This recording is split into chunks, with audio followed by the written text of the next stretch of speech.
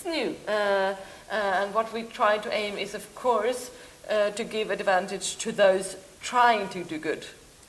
And trying to avoid dangerous chemicals. And we will have to review it, and we will have to work with academia and OECD to make this work. But I think it's important to realize we will never have a situation where all chemicals are regulated. So we need to combine the legal...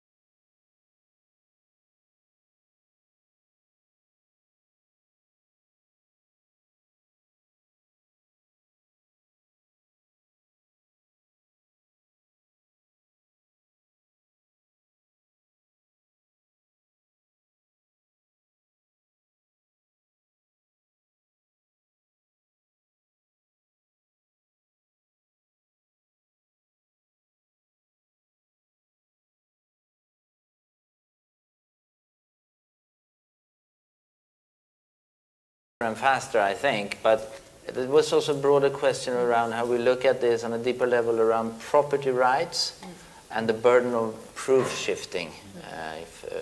Well, what can be done to move forward on that? Or?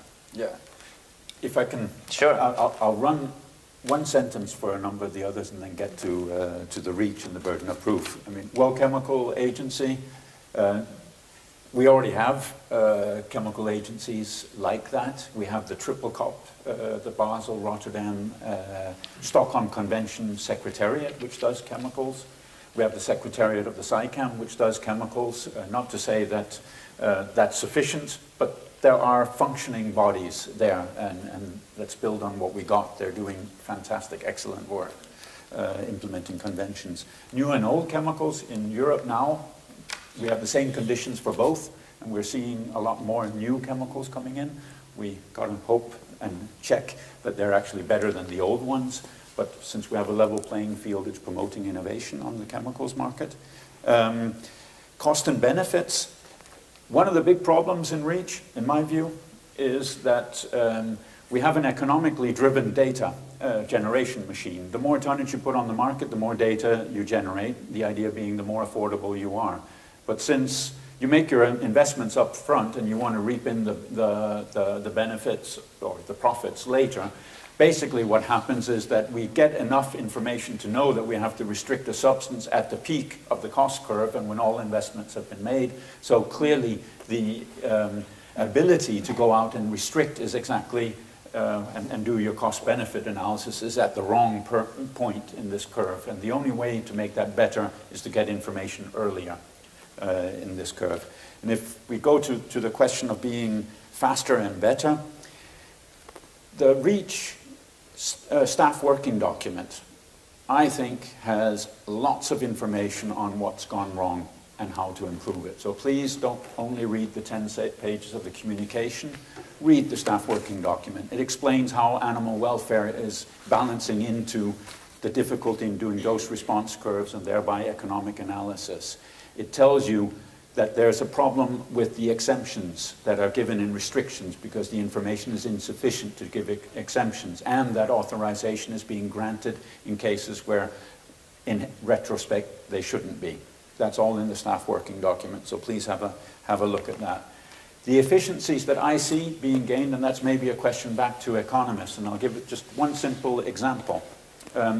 How much economics do we actually need if we believe in our economic theory? That's a question back. If there are 100,000 different tables, half of them with a chemical in it, the other half without, do we really need a lot of economic analysis to ban the chemical in that table, if we believe in economic analysis? Yeah. So that's a reflection for the economists. All of you who have watched World Cup, you always see this. It's always 5 minutes. Have you realized that? It's never 2 or 3. It's like 5 minutes for every game. So we'll extend a few more minutes to make you also respond to those last comments. I want to hear also Jessica and Matti here. So, well, I would like to say something about the property rights. Of course, it should be that the property rights are of the victims of society that has a right to be protected, right? I think if I was to reflect about chemical regulation compared to other areas in environmental economics, it's just that the magnitude of the problem is so big. I just said we are talking about 67 million chemicals. For 5% of them, we know the effects. We are having many more that are produced as we talk. And for many of them, it can be well the case that they are not that dangerous or they are not dangerous and they have many positive effects, right? And we cannot forget that they do good. That's why, in many cases, they do good. That's why we produce them. So it's a very complex question, but I think as I see the spirit of the registration is at least that when you are going to market a chemical, you should provide information. So at least if one could really ensure that the information is of quality, is complete, one at least would move in that direction. And that's where I think short-term action should be put on. That, I mean, if the registration is not complete, then the product cannot be marketed. Then the dossier should be withdrawn, removed, because otherwise we are not really ensuring that the purpose is fulfilled. I was thinking about the distribution, because it means actually quite many things to different people, and we're actually working on a paper with Christoph on that one right now, because it comes also in chemicals. The first and foremost in distribution actually is whether chemicals regulation will lead to what I would call chemical leakage, meaning that we actually stop producing something here, move it to, say, China, and it comes back in articles. And that's something that we actually are facing all the time, that discussion. We're actually doing some analysis of that. The second one is the distribution between what we would call the good guys and the bad guys, meaning the companies who are producing the alternatives versus the ones who have used the more harmful chemicals. That we try to do as well. Again, information is a bit scarce. The trickiest one is actually then when it comes to the workers being protected versus the consumers versus who's reaping the benefits, say the economic benefits of the use and so on.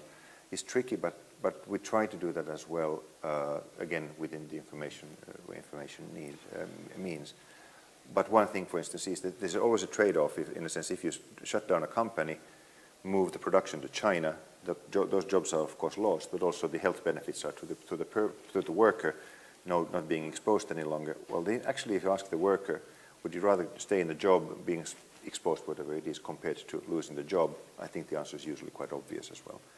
So that's something that I think we need to look into more, but it's actually quite complicated in general and in particular in chemicals. While I have the floor, I have a plea. Al mentioned very well that the economics and toxicologists, in a sense, don't talk very often. And I've noticed this also in the Chemicals Agency. We have 8 economists there, which is actually the world record in Europe at least. I mean, in terms of the regulatory agencies, there are very few economists in those. We have a socioeconomic analysis committee, which does not have actually very many socioeconomic analysts. It has more other kinds of disciplines, where maybe 5 or 6 who have an economics degree, one of them from Sweden, by the way. But member states can nominate 2, and very often they only have 1, like Sweden. So I think it would be really good that people like you who are interested in chemicals and economics would actually volunteer yourself. I mean, you can actually be nominated by the competent authority to become a member of the socioeconomic analysis committee, because that way we start already communicating. And the other one, there's a network of economists dealing with chemicals that we are running with industry and member states. So we meet every once a year at least. I was just introducing that to Daniel as well, so we could. So maybe we'll have the next meeting here. Yeah, that exactly. would be. We would definitely consider that at our center, since we are already kind of working a lot and also this collaboration with toxicologists, etc. Yes, very briefly now. So property rights not worth very much if no one buys the chemical, right? So that's EPA has had this labeling program called Safer Choice, so it's a little label that products can apply for, if in fact it is the safer or safest choice that qualifies.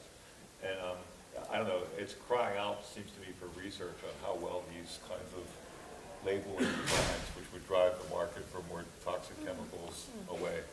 It would sort of put us out of a job, perhaps, but that would be a good thing, too. Good. Before we close here, I would urge people here that are interested in our center to visit our homepage. There will be a new newsletter produced, I think, coming out tomorrow or the day after or something like that with very interesting information. But now let's thank the panel. I'm very grateful for your contributions here, that you've traveled to Gothenburg and really made an effort to prepare, and that you, well, very interesting. Thanks a lot. Let's give them a hand. And thanks also to those of you who have watched us so far this online, and thanks to the audience for coming. The last question goes to Karolina. Will Sweden beat Mexico? Of course. Yes. I think we need by 2 goals or so. No, 1 is enough. Is it so? One is enough. 1 is enough. You'll get it.